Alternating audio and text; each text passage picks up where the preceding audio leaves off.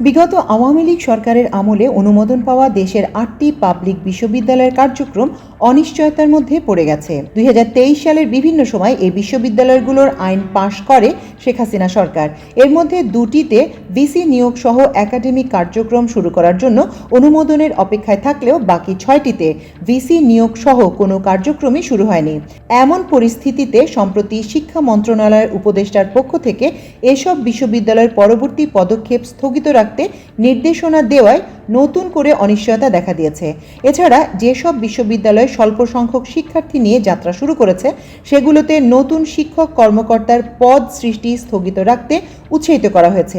মূলত বাজেট সংকট সহ নানা কারণে এসব বিশ্ববিদ্যালয়ের কার্যক্রম স্থগিত রাখতে বলা হয়েছে বলে জানা গেছে। সূত্র মতে গত ১২ ডিসেম্বর বিশ্ববিদ্যালয় মঞ্জুরি কমিশনের চেয়ারম্যানকে দেওয়া এক আধা সরকারি চিঠিতে শিক্ষা উপদেষ্টা ওয়াহিদুদ্দিন মাহমুদ নতুন বিশ্ববিদ্যালয়গুলো সম্পর্কে নির্দেশনা দেন। এতে তিনি বলেন, বিগত সরকারের আমলে দেশের বিভিন্ন জেলায় অনেকগুলো নতুন বিশ্ববিদ্যালয় স্থাপন করা হয়েছে। এই বিশ্ববিদ্যালয়ের সবকটি ভবিষ্যতে প্রাতিষ্ঠানিকভাবে দাঁড়িয়ে উঠতে পারবে কিনা তা স্পষ্ট নয়। যেসব বিশ্ববিদ্যালয়ের শিক্ষা কার্যক্রম এখনো শুরু হয়নি সেগুলো নিয়ে পরবর্তী সময়ে যে কোনো পদক্ষেপ স্থগিত রাখাই বাঞ্ছনীয় বলে মনে করি। এছাড়া যে বিশ্ববিদ্যালয়গুলোতে স্বল্প সংখ্যক শিক্ষার্থী ভর্তি হয়েছে সেগুলোতেও নতুন শিক্ষক ও কর্মকর্তার পদ সৃষ্টি জরুরি প্রয়োজন না হলে এখন স্থগিত রাখাই ভালো। এসব বিষয়ে বর্তমান অন্তর্বর্তীকালীন সরকার নীতিগতভাবে পরবর্তী সরকারের ওপর সিদ্ধান্ত নেয়ার ভার রেখে যাওয়া সমীচীন মনে করে। ইউজিসি সূত্রমতে নতুন ৮টি সহ দেশে পাবলিক বিশ্ববিদ্যালয়ের সংখ্যা ৬১টি। এর মধ্যে ৫৩টি বিশ্ববিদ্যালয় শিক্ষা কার্যক্রম চালু রয়েছে। ২০১২ সাল পর্যন্ত দেশে পাবলিক বিশ্ববিদ্যালয় ছিল ৩৪টি। দেশের সব জেলায় একটি করে পাবলিক বিশ্ববিদ্যালয় স্থাপনের ঘোষণা দেয় আওয়ামী লীগ সরকার। সে অনুযায়ী ২০২৩ সালে ৮টি বিশ্ববিদ্যালয়ের অনুমোদন দেয় সরকার।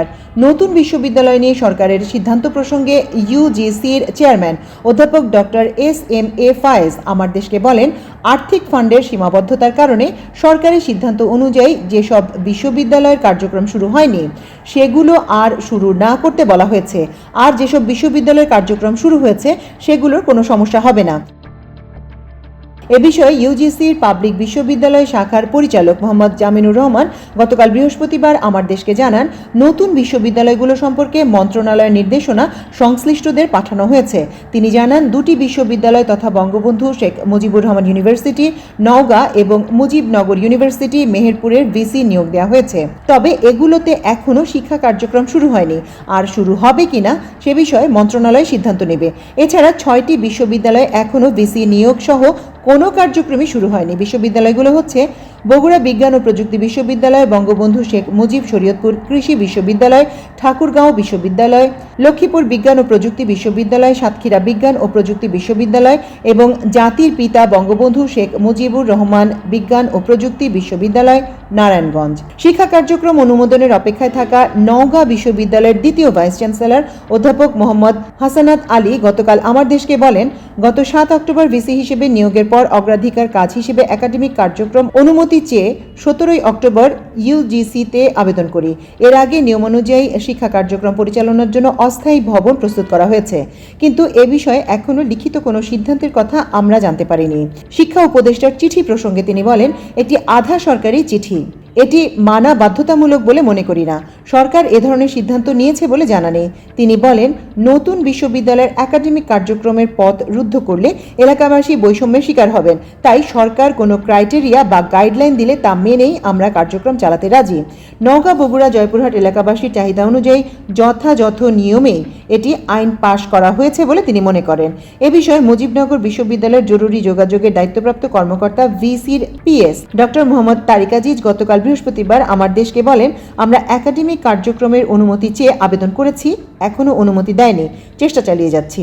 শিক্ষা উপদেষ্টার নির্দেশনা জানলেও এ বিষয়ে অফিসিয়াল কোনো ক্লিয়ারেন্স পায়নি বলেও জানান এই কর্মকর্তা।